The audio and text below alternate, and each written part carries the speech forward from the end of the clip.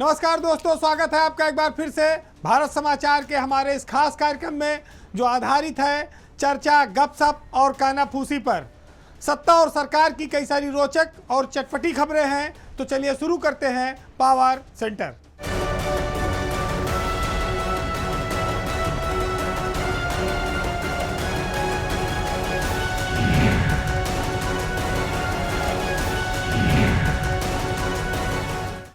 आज शुरुआत करते हैं पहली खबर जो उत्तर प्रदेश के पुलिस महकमे में बहुत बड़े बदलाव से संबंधित है, क्योंकि अब जो आने वाले 3-4 महीने हैं पुलिस महकमे के लिए, वो कई बड़े बदलाव लेकर सामने आएंगे। वैसे आप ये कह सकते हैं कि मई तक 9 बड़े आईपीएस अफसर इस बार उत्तर प्रदेश से रिटायर हो रहे हैं, वो विदा हो जाएंगे और उनकी जगह कई सारे नए चेहरे आएंगे। लेकिन इन सब में सबसे महत्वपूर्ण पद है उत्तर प्रदेश के डीजीपी का। उत्तर प्रदेश के डीजीपी प्रशांत कुमार का जो रिटायरमेंट है वो मई महीने में होने जा रहा है और उसके बाद फिर सरकार को नया डीजीपी खोजना पड़ेगा, तैनात करना पड़ेगा। अगर हम इन 5 महीनों की बात करें जनवरी से लेकर मई तक का, तो हम देखेंगे कि जनवरी की शुरुआत में ही यूपी में डीजी फायर सर्विस थे अविनाश चंद्रा, उनका रिटायरमेंट हो चुका है। उसके बाद वो 1989 बैच के आईपीएस अफसर हैं जो इस समय दिल्ली में थे और लौटे हैं, आदित्य मिश्रा, वो अब डीजी बनेंगे। चूंकि अविनाश चंद्रा रिटायर हो गए तो उनकी जगह पर एक व्यक्ति डीजी बन सकता है और वो सीनियर भी हैं, तो आदित्य मिश्रा अब उत्तर प्रदेश में डीजी पद पर प्रमोट हो सकते हैं। हो सकता है कि सरकार उनको डीजी फायर सर्विस का ही पद दे दे, लेकिन उनकी नौकरी भी ज़्यादा नहीं है, मात्र 4 महीने ही बची है। जून में उनका भी रिटायरमेंट हो जाएगा। उसके बाद जो पुलिस महकमे में सबसे बड़ा बदलाव है वो है डीजीपी के पद पर संजय एम तरडे, प्रशांत कुमार और पीवी रामा शास्त्री। ये तीनों मई महीने में एक साथ विदाई लेंगे, यानी कि एक साथ कई बड़ी जगहें खाली हो जाएंगी, जिसमें डीजीपी का पद सबसे बड़ा पद है। उनका कार्यकाल जब समाप्त होगा तो उनकी जगह कौन लेगा, ये सरकार को एक नया डीजीपी इसके लिए खोजना होगा।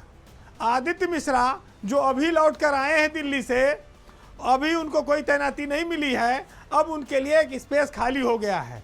हालांकि उनका दिल्ली में भी डीजी के लेवल पर इम्पैनलमेंट हुआ है, लेकिन नौकरी इतनी कम बची है, जून तक है, तो 4-5 महीने के लिए अब वो दोबारा केंद्र में वापसी करेंगे, इसकी गुंजाइश नहीं है। तो ये माना जा सकता है कि चूंकि कुंभ का मेला चल रहा है, बहुत बड़ी फोर्स लगी है, कोई ज़्यादा परिवर्तन सरकार कर नहीं पा रही है, तो जैसे ही ये 28 फरवरी आएगी निकट, तो आदित्य मिश्रा को अविनाश चंद्रा की जगह पर हो सकता है कि डीजी फायर सर्विस का चार्ज दे दिया जाए। और उसके बाद फिर इंतजार होगा मई के महीने का। मई महीने में एक साथ 3 लोग हैं। प्रशांत कुमार जो वर्तमान डीजीपी हैं, ये रिटायर हो रहे हैं।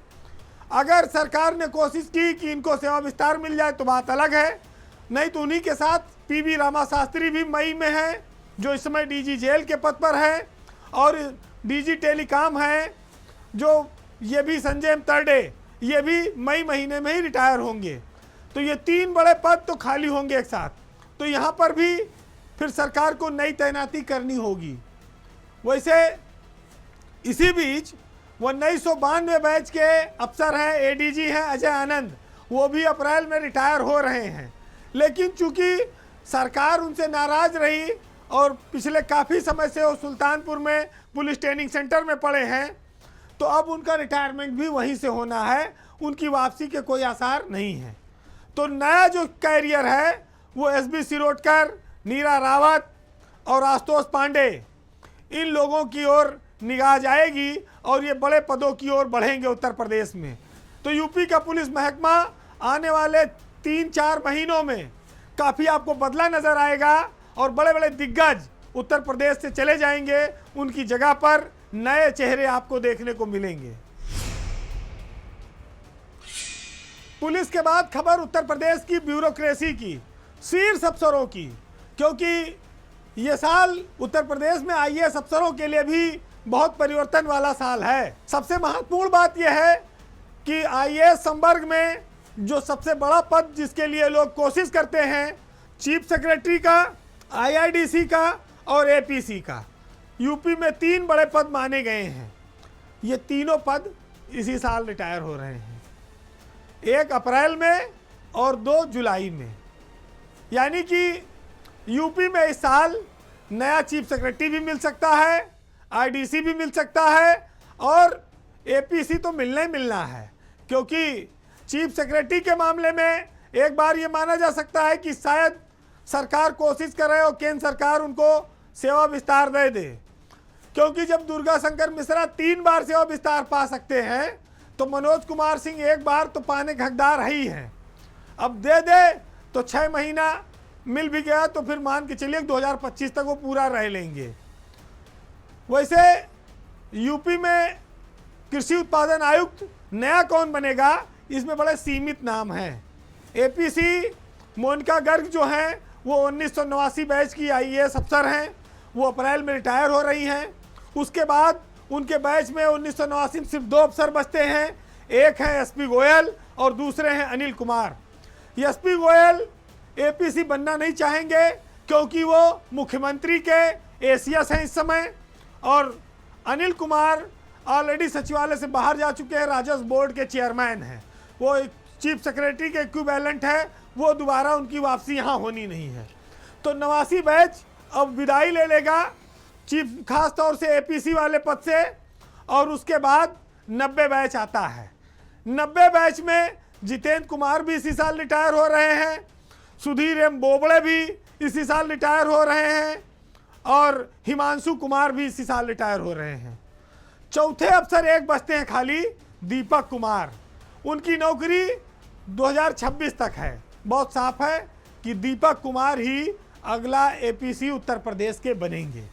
90 बैच में 4 अफसर हैं, 3 इस साल रिटायर हो रहे हैं, उनकी सेवा कम है तो उनको सरकार बनाएगी नहीं 2 महीने 4 महीने के लिए, तो ऐसे में दीपक कुमार परफेक्ट अफसर हो सकते हैं एपीसी बनने के लिए।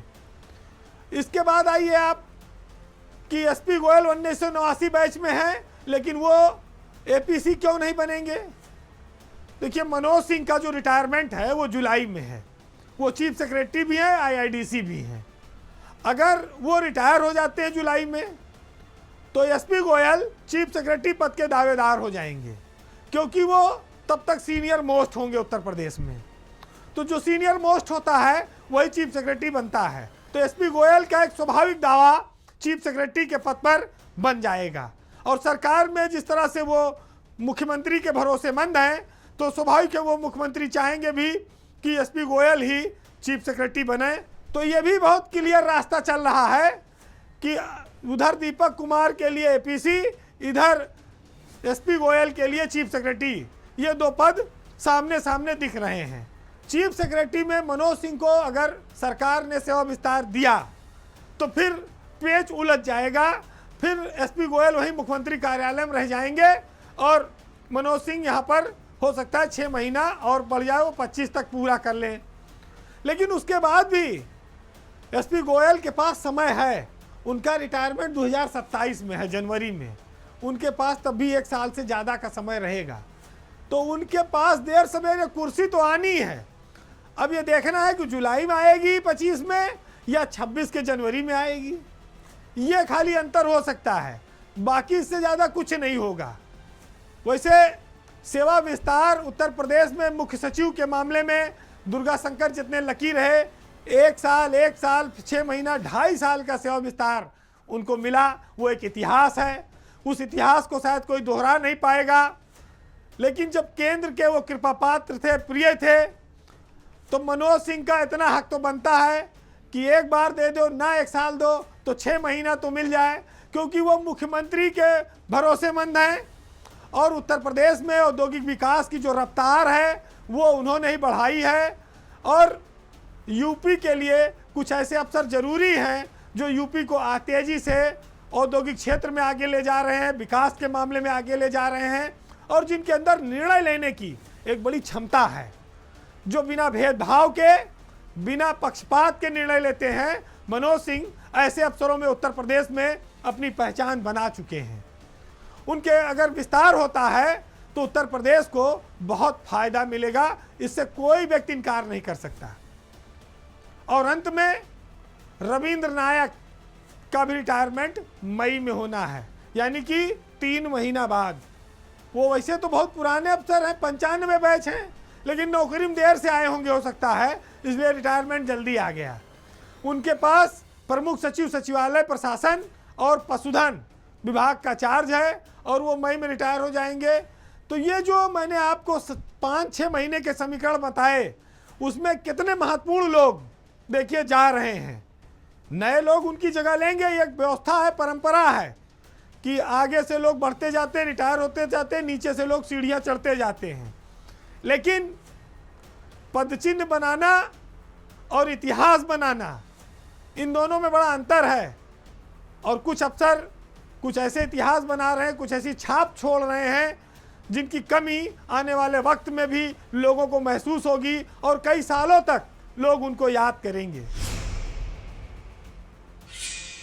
अब एक बहुत रोचक खबर, मंत्रियों की खबर। जो लोग कंबल ओढ़कर घी पीने में माहिर हैं, उनकी खबर। जनता और कार्यकर्ता के सामने दुखड़ा रोते हैं, लेकिन विभाग में बैठकर गुपचुप मलाई उड़ा रहे हैं। मामला आज फिर उद्यान विभाग का है उत्तर प्रदेश के, जहां कहने को तो उसको लोग घास फूस गमला वाला महकमा मानते हैं, लेकिन यहाँ पे भी मंत्री दिनेश सिंह ने अपना एक नया कानून चला रखा है और इस महकमे में फूल पत्ती से ना सही, बालू से जो तेल निकालने की कला रही है वो यहाँ काम आ रही है। मंत्री सरकार की उन तबादला नीतियों को धता बताकर अपने चहेतों को कई कई जिलों की पोस्टिंग दे रहे हैं और जो उनके मानक पर खरा नहीं उतरता है उसको उठाकर मुख्यालय में अटैच कर दिया जाता है। उल्टी गंगा सरकार की नाक के नीचे बह रही है। उद्यान विभाग कहने को बड़ा छोटा है, लेकिन जिनको लोटे से पानी पीने की आदत पड़ गई हो, वो कहाँ गिलास में उनको मजा आएगा। एक तरफ जिले में दंड देते हैं, दूसरी तरफ अपने चहेतों को चार्ज और रेवड़ी बांटी जा रही है।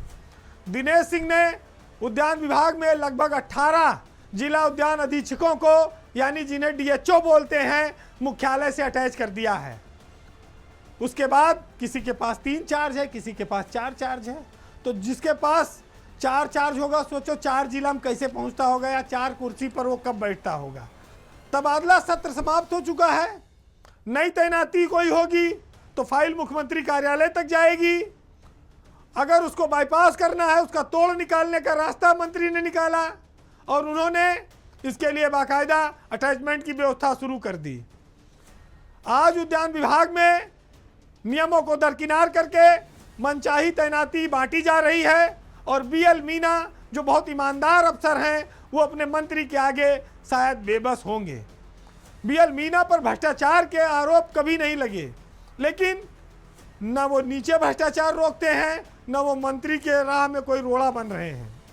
ऐसा लगता है कि सहकारिता से हटाए जाने के बाद वो घबरा गए हैं कि मंत्रियों से पंगा नहीं लेना चाहिए और इसी का फायदा मंत्री दिनेश सिंह को उद्यान विभाग में भरपूर मिल रहा है। बीबी द्विवेदी जो उद्यान विभाग के इस समय निदेशक हैं, वो तो खुलेआम मंत्री के चरणों में लोटे हुए हैं।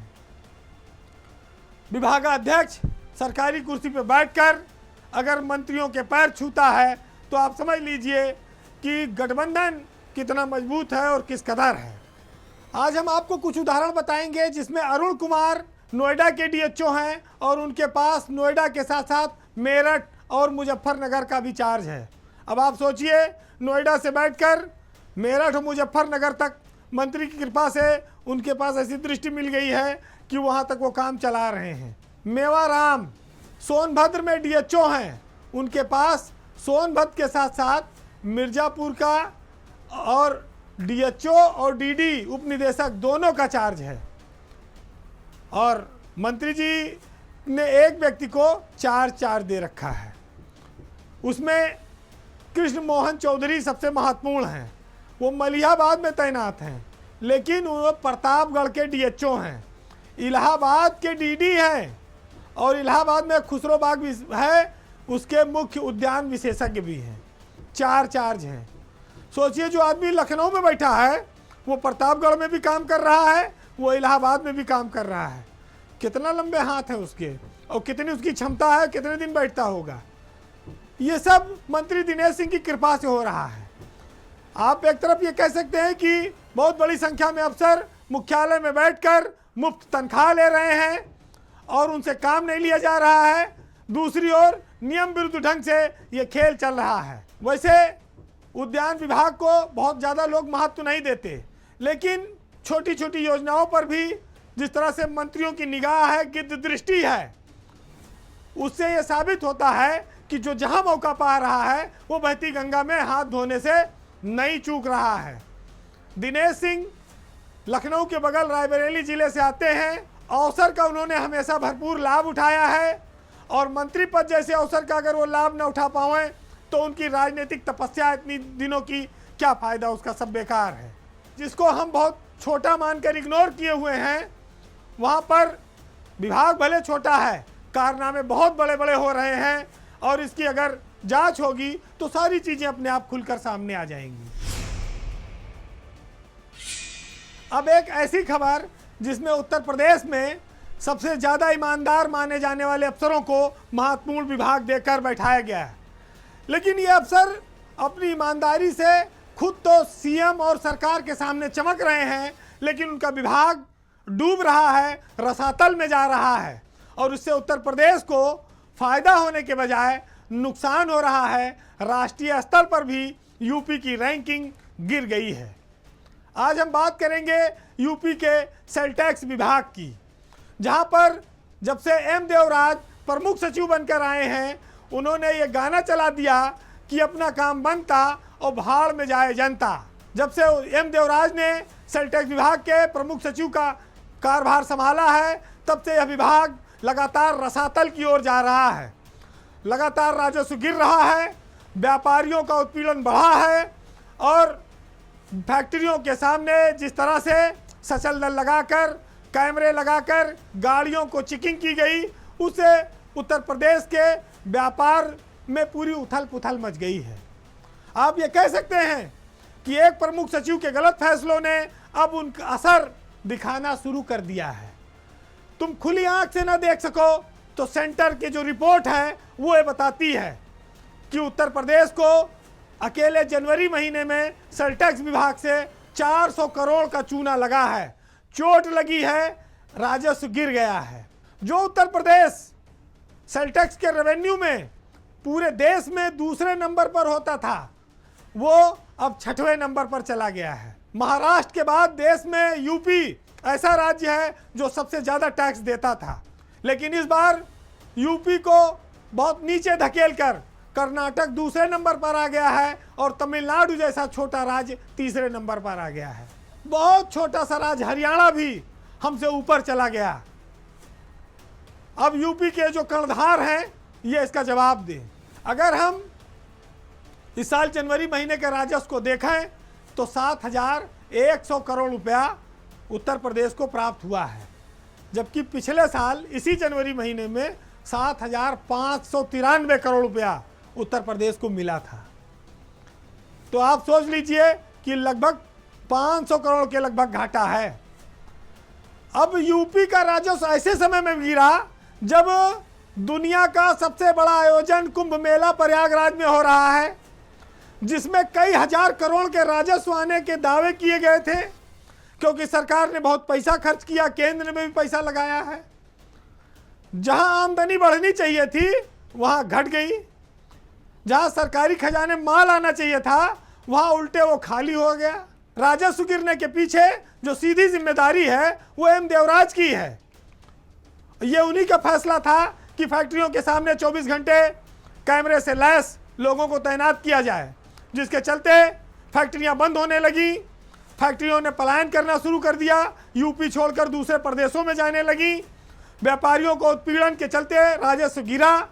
जब हंगामा मचा तो वी देवराज ने अपने फैसले को वापस लिया, लेकिन तब तक बहुत देर हो चुकी थी। एक अफसर की सनक उत्तर प्रदेश के विकास पर कितनी भारी पड़ रही है ये लोग देखें और सरकार भी देखे। वो जिस तरह से नीचे के अफसरों के साथ खुन्नस निकालते हैं, जिस तरह से वो नीचे सबको बेईमान और भ्रष्टाचारी समझते हैं, उसने यूपी में रेवेन्यू के मामले में सेल टैक्स विभाग को कमजोर कर दिया है। वित्त मंत्रालय ने साफ आंकड़ा जाहिर करके बता दिया है कि यूपी अब 6 नंबर पर है, दूसरे से आप 6 नंबर पर पहुंच गए हैं सेल टैक्स वसूली में। तो आप किस बात पर इतराएंगे, ऐसे अफसरों की ईमानदारी पर या उत्तर प्रदेश के गिरते हुए राजस्व पर? अगर रेवेन्यू गिर गया, फैक्ट्रियां चली गई, व्यापारियों को उत्पीड़न हो गया, तो ऐसे अफसरों के रहने का क्या फायदा? लोकतांत्रिक सिस्टम में सरकारें वेलफेयर स्टेट हैं, जनता के हित में काम करने के लिए बनी हैं। खाली व्यापारी चोर है या वो चोरी करता है, टैक्स दबाता है, उस पर सख्ती करने के लिए नाम पर जिस तरह से अफसर कार्रवाई कराते हैं वो बहुत खतरनाक है। इसकी छूट उनको नहीं मिलनी चाहिए। देवराज की इस पर जवाबदेही और जिम्मेदारी है कि लगातार यूपी में सेल टैक्स का रेवेन्यू कैसे गिर रहा है और आप कब तक इसको सुधार पाएंगे, आपके ऊपर क्यों ना कार्रवाई की जाए, ये भी सरकार को पूछना चाहिए। हालांकि ये माना जा रहा है कि बहुत दिनों तक देवराज की ये मनमानियां नहीं चल पाएंगी, लेकिन हो सकता है तब तक काफ़ी देर हो जाए। मंत्री सुरेश खन्ना ने बहुत बेबाकी से ये बात रखकर साफ कर दिया है कि सरकार अपने अफसरों की कारस्तानी देख लो और अगर इन पर नहीं कार्रवाई हुई तो ये रेवेन्यू का और भट्ठा बैठाएंगे, ये और पलीता लगाएंगे। इन पर कार्रवाई कर दो, समय रहते कर लो, तो जो नुकसान हुआ हो सकता है उसका आगे भरपाई हो जाए। लेकिन ईमानदारी की आड़ में प्रदेश के विकास के पहियों को रोकने वालों की जिम्मेदारी तय होनी चाहिए। फिलहाल आज पावर सेंटर में इतना ही। जाते जाते नदीम फर्रुख के एक शेर के साथ हम आपको छोड़ जाएंगे। जो लोग महत्वपूर्ण पदों पर हैं, सामाजिक जीवन में हैं, जिनको लाखों करोड़ों लोग जानते और सुनते हैं, उनके लिए वसूल बड़े होने चाहिए। उनको सच बात हमेशा कहनी चाहिए, क्योंकि उनसे आने वाली पीढ़ियां सीखती हैं, उनको ताकत मिलती है, उनको रास्ता मिलता है। तो सुनिएगा कि कभी झूठे वसूलों की तरफदारी नहीं होती, किसी के सामने हमसे अदाकारी नहीं होती। सियासत ने दिलों में नफरतों का जहर बोया है, वरना गांव में नफरत की बीमारी नहीं होती। और अमीर शहर बिकने पर बहुत मजबूर करता है, मगर खुशबू मेरी गज़लों की दरबारी नहीं होती। नमस्कार।